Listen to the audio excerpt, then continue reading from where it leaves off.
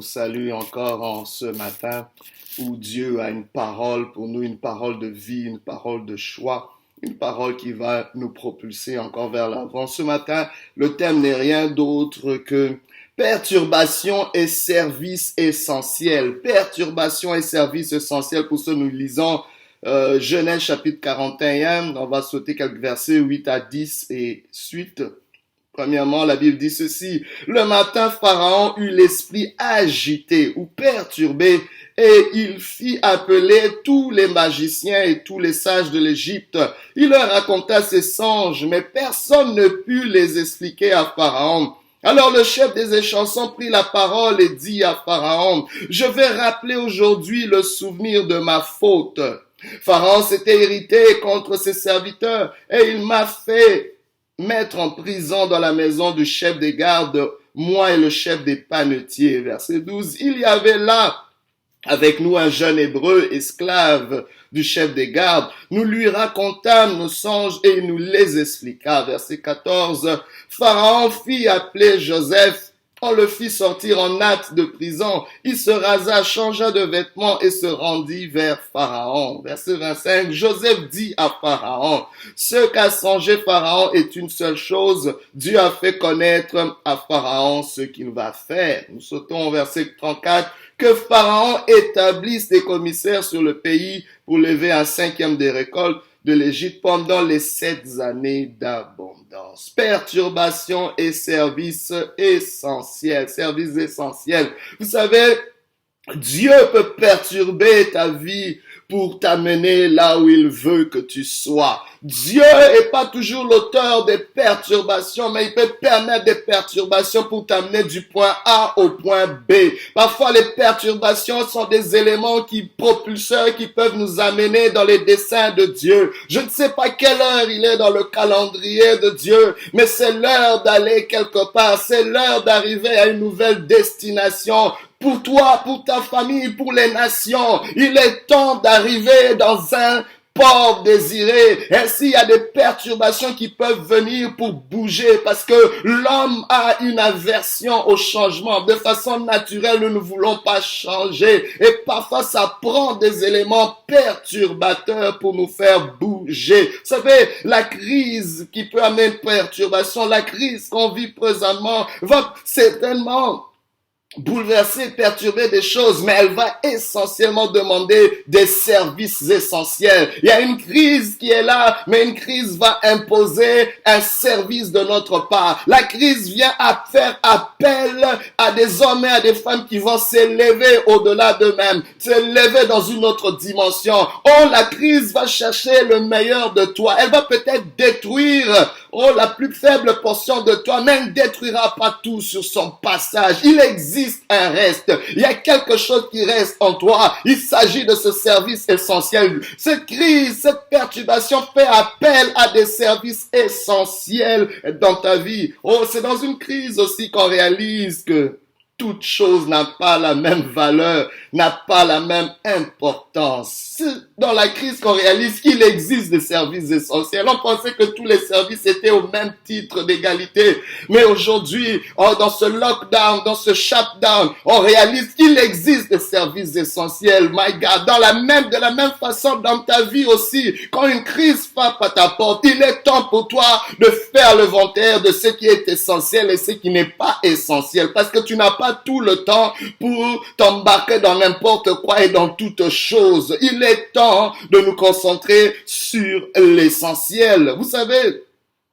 il est important pour nous d'apprendre à suivre Dieu dans un moment de transition, dans l'incertitude. L'incertitude ne veut pas dire qu'on cesse de suivre Dieu. Parfois, l'incertitude va demander que tu suives Dieu à ta temps, que tu puisses compter sur des révélations progressives. Il y a beaucoup qui se demandent, mais que disent les prophètes? Qu'est-ce que Dieu dit? Comment? Oh, bien-aimé, nous sommes dans une ère d'information où les gens sont avides d'informations. On veut savoir tout ce que Dieu dit en ce moment. comme si on est capable de faire tout ce qu'il va nous demander de faire, bien-aimés. C'est beaucoup trop d'informations. Oh, dans un moment de transition et de certitude, Dieu ne dira pas tout. Il va nous donner juste ce qu'il faut pour progresser. Il va juste nous donner ce qu'il faut, une révélation progressive. Dieu va pas toujours donner tous les détails, mais il nous garantit le pain du jour. Aujourd'hui, le pain du jour, c'est perturbation et service essentiel. Perturbation et service essentiel. Dans la perturbation, nous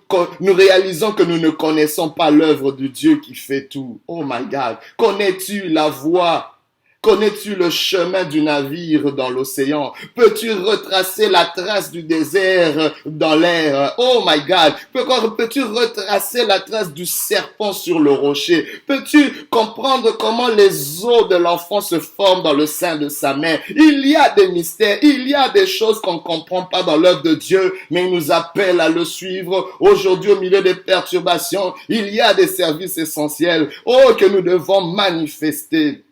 La perturbation n'est pas la destruction, j'aimerais te l'annoncer. La perturbation n'est pas la fin. Jésus a dit, il y aura des perturbations, il y aura des bruits et des bruits, des bruits de guerre et des guerres. Il y aura des tremblements de terre, il y aura des catastrophes, il y aura des perturbations, mais cela ne sera pas encore la fin. Cela ne sera pas encore la fin. Laisse-moi te dire que ce n'est pas la fin. Il y a quelque chose après la perturbation. Il y a une vie après la perturbation. La perturbation nous permet de réexaminer nos priorités.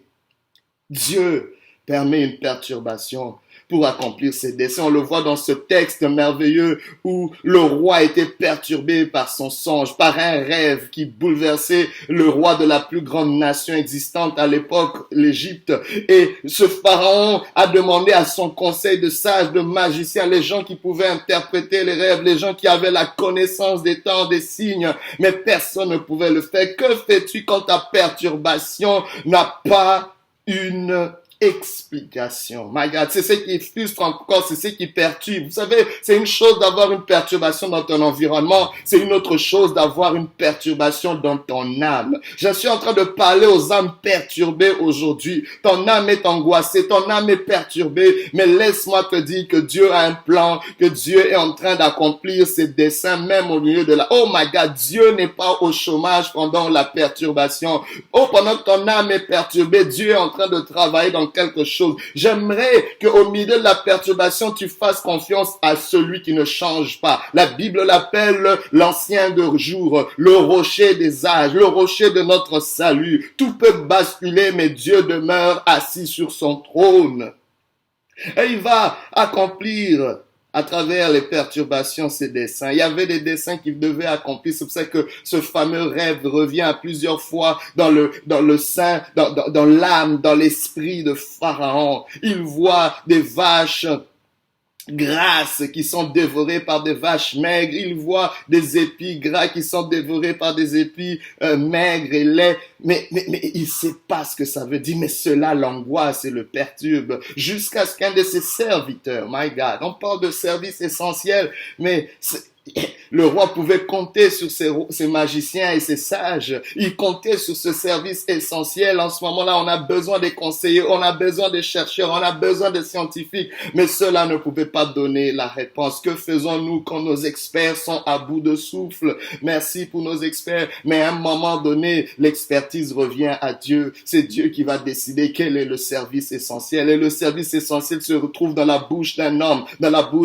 du nom de Joseph, dans la bouche d'un esclave. Oh, laissez-moi vous dire, les services essentiels viendront des petites choses, des choses insignifiantes, de ceux qu'on a ignorés. Joseph était peut-être cloîtré en prison, faussement accusé, mais il y a un serviteur du roi qui rappelle son souvenir. Il a dit, 2 ans passés, il y a un jeune homme, pendant qu'on était aussi perturbé comme tu l'es, Pharaon, et il nous a assisté dans l'interprétation de nos rêves, dans l'explication. Oh, que cet homme pourra peut-être donner une solution. On fit venir Joseph de prison en acte. Laissez-moi vous dire, les services essentiels feront un appel immédiat dans ta vie.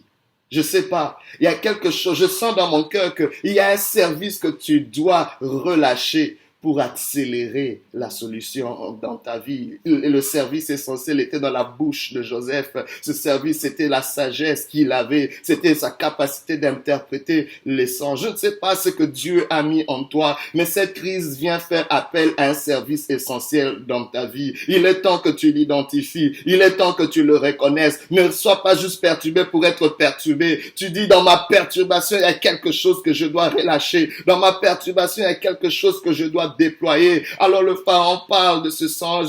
Joseph lui dit, ces deux songes, ce n'est qu'une seule chose. Dieu est en train de dire ce qu'il va faire. C'est-à-dire, dans cette perturbation, Dieu est en train d'annoncer ce qu'il va faire. Beaucoup de gens demandent, mais qu'est-ce que Dieu dit? Oh, Dieu n'est pas en train de dire, Dieu est en train de faire. Nous ne sommes plus dans ce que Dieu a dit. On est dans ce que Dieu a fait. Ce n'est plus ainsi parle l'Éternel, mais ainsi fait l'Éternel. Ainsi fait l'Éternel. L'Éternel est déjà en train de faire et c'est le moment pour nous de déployer, de faire aussi, de nous ajuster dans nos services, de réaliser, de faire la différence entre ce qui est précieux et ce qui est vil, ce qui est important et ce qui n'est pas important. On est resté trop longtemps dans des distractions, en mélangeant, en prenant à la légère les choses importantes, en prenant à la légère les choses sacrées. Il est temps de revenir dans ce qui est sacré. Il est temps de revenir dans ce qui est important. Il est temps de revenir dans ce qui est essentiel. Dans le nom de Jésus, oh, cette perturbation ne doit pas te laisser indifférent. Il faut une reconfiguration de ton quotidien. Il faut une reconfiguration de ton système de pensée. Il est temps.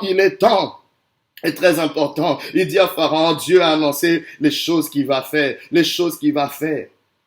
La perturbation, comme je l'ai dit, est un appel aux hommes et aux femmes qui vont offrir des sacrifices, des services essentiels à l'humanité et à Dieu.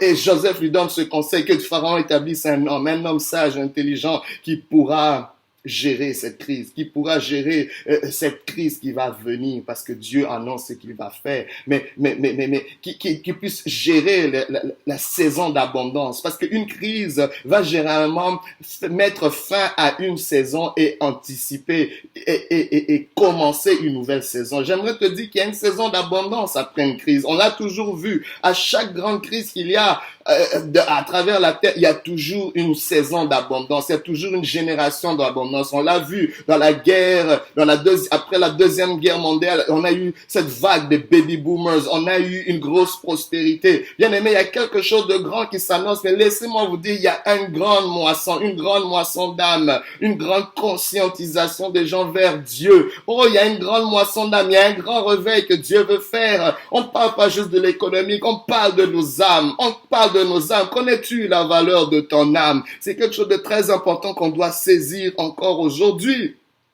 Les services essentiels, bien-aimés, sont très importants au milieu de cette perturbation. Vous savez, ce qui nous définit et qui façonne notre destinée, c'est la façon dont nous réagissons aux perturbations de nos vies. Comment réagis-tu aux perturbations de ta vie? C'est ça les services essentiels. Les services essentiels te poussent à aller au-delà de toi, à voir le bien du plus grand nombre, malgré les perturbations. Les services essentiels sont relatifs à ton contexte. On le voit de province en province, de territoire en territoire. Chaque territoire va définir, voici les services essentiels. En passant, j'aimerais saluer la bravoure de tous ceux qui font partie des services essentiels. Je pense à nos corps médicaux qui sont en train de nous aider au milieu de cette crise. Mais laissez-moi vous dire, nous voulons acclamer ces personnes qui sacrifient leur vie, qui mettent leur vie à risque, en péril. Oh, bien-aimé, mais il y a quelque chose. Chacun d'entre nous fait partie de services essentiels. Oh, sur le plan de Dieu, il y a un service essentiel que tu dois manifester. Tu ne peux pas rester assis, les bras croisés. Il y a un ajustement. Il y a un sacrifice que tu dois consentir. Aujourd'hui, je te dis que les services sont essentiels, sont indispensables, mais assurent la survie et maintiennent la vie. Aujourd'hui, fais cette liste, fais ton inventaire aujourd'hui de ce que tu peux offrir à ton niveau. Les services essentiels, c'est continuer de s'aimer quand on ne voit rien. Oh, Joseph leur demandait, établis des commissaires. Oh, mettez le 1/5 de toutes les récoltes de côté. Oui, il y aura un moment difficile, mais Dieu va donner d'abord un moment d'abondance. Vous allez mettre des choses, vous allez amener une continuité. Il faut une consistance. Oh, j'aimerais te dire, le service essentiel, c'est continuer d'espérer même quand cela dure. C'est continuer de croire croire et de prier malgré les statistiques négatives. Oh, le service essentiel que Dieu te demande, c'est de continuer d'aimer et de donner malgré l'égoïsme et la méchanceté du monde. Le service essentiel, c'est de continuer d'être solidaire. Oh, Salomon demanda la sagesse comme service essentiel. Marie resta aux pieds de Jésus comme service essentiel. Les disciples restèrent dans la chambre haute en prière comme service essentiel. Quel est ton service essentiel dans cette perturbation? Mais laisse-moi te dire pour finir, l'union de la perturbation et des services essentiels produira une abondance, produira une multiplication. Oh, j'aimerais te dire en cette semaine pascale que Jésus-Christ au milieu de cette perturbation qui frappait le monde, l'humanité à travers la mort, à travers le péché, mais Jésus s'est levé et a donné le service le plus essentiel, à savoir sa mort et sa résurrection. Aujourd'hui, si tu entends sa voix, n'endurcis pas ton cœur. Que le Seigneur te guérisse, que le Seigneur te bénisse, que tu puisses bénéficier du service qu'il a accompli pour toi. Il t'a donné la vie, reçois cette vie, mais sois aussi prompte à donner ta vie pour le plus grand nombre, pour le bien du plus grand nombre. Que Dieu te bénisse et qu'il te fasse du bien au nom de Jésus. Alléluia.